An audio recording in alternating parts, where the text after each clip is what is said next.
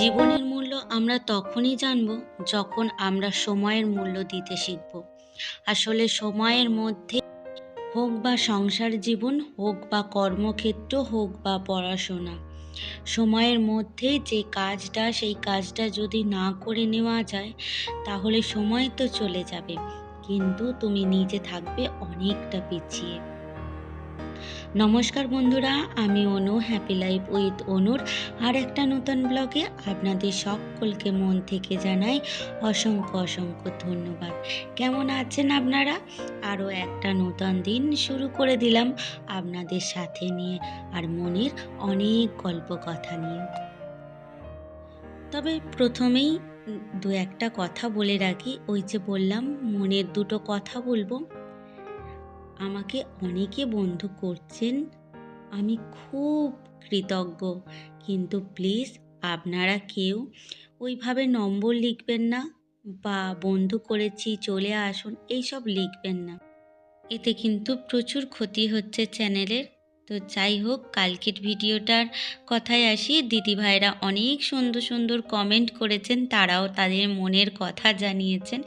যাই হোক, আমার তো বেশ ভালো লাগলো যে না, আমার মতো তো অনেকেই আছে যাদের ওই একই প্রবলেম। তাহলে ভালোই লাগলো যে না, আমার সহপাঠী অনেকে আছে শুধু ক্লাসে, আমি একা বকুনি খাই না।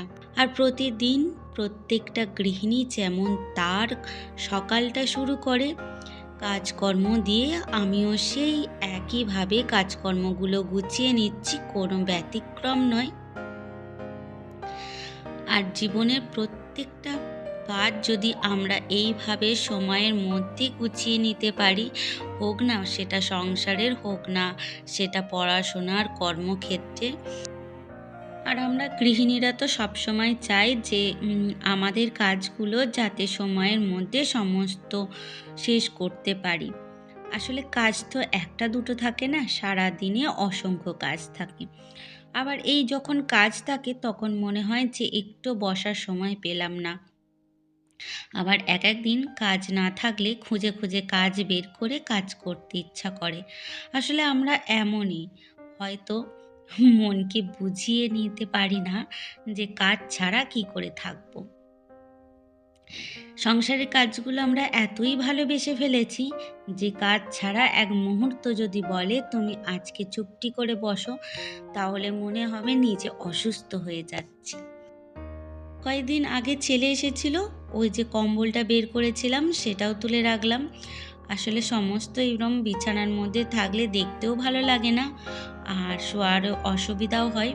ওই কারণে একটা তুলে দিলাম, আবার যখন সে আসবে আবার বের করে নেব। আর বাদবাকি এই তো ঘর দুয়ার পরিষ্কার পরিচ্ছন্ন করে গুছিয়ে নিলাম। আজকে আর ছাদে যাব না, বড়িগুলো নিয়ে ভাবছি এখানেই রোদ্দুরে দিয়ে দেব, কেননা আর বেশি রোদ্দুর লাগাতে হবে না, প্রায় শুকনো হয়েই গেছে। আর একটুখানি যদি কুড়মুড়ে হয়ে যায় তাহলেই এইটা একদম কৌটোর মধ্যে গুছিয়ে রাখা যাবে।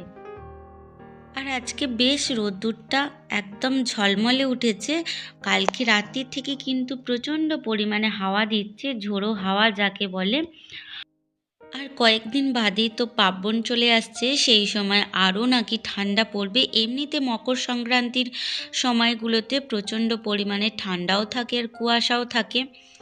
আর এখন থেকেই তার একটা পূর্বাভাস দিতে শুরু করে দিয়েছে যে কীরকম পরিমাণে ঠান্ডা এবছর পড়তে চলেছে মকর সংক্রান্তিতে।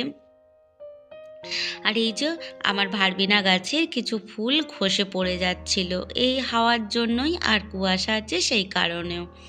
তো ফুলগুলো আমি একটা একটা করে কুড়িয়ে নিচ্ছি, আর গাছের ওপরেই পড়েছে ফুলগুলো। তো এগুলো নিয়ে কি করব সেগুলো আপনাদের সঙ্গে শেয়ার করব।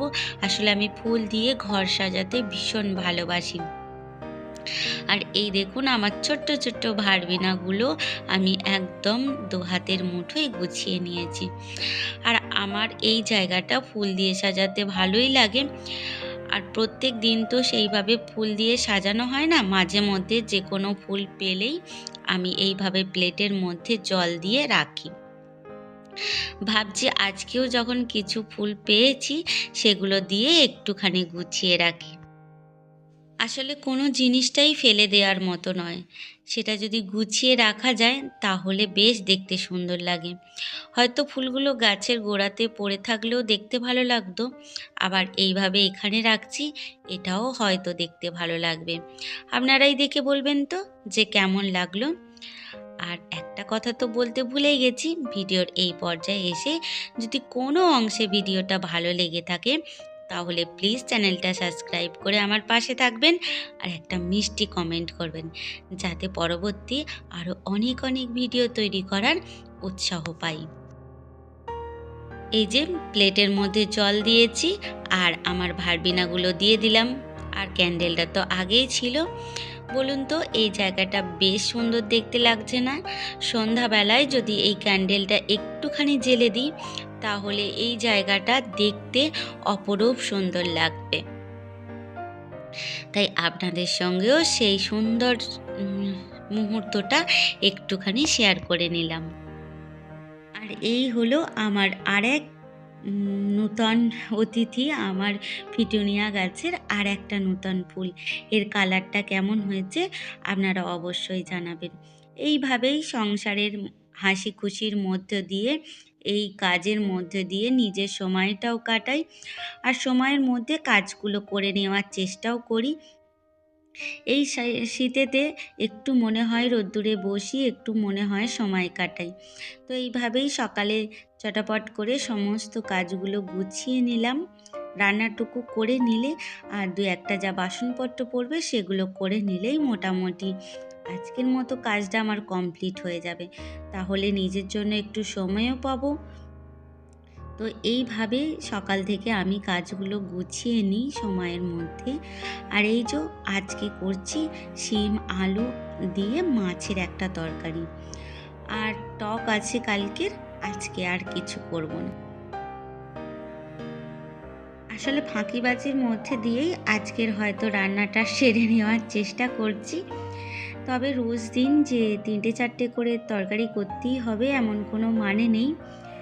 আর মধ্যবিত্তের এই ধরনের খাবার দাবারই হয় যদিও আমাদের গ্রামে ঘরে। তো আমার মধ্যবিত্তের আজকের এই যে লাঞ্চ মেনুর আয়োজন, মেনু বলতে পারবো না, তবে হ্যাঁ যেটা করছি সবাই মিলে যাতে আনন্দ করে খেতে পারি সেইটুখানি টেস্ট নিশ্চয়ই থাকবে।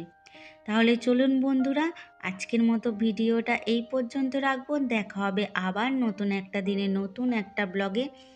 খুব ভালো থাকবেন, আনন্দে থাকবেন, হাসি খুশিতে থাকবেন এবং সকলকে নিয়ে থাকবেন।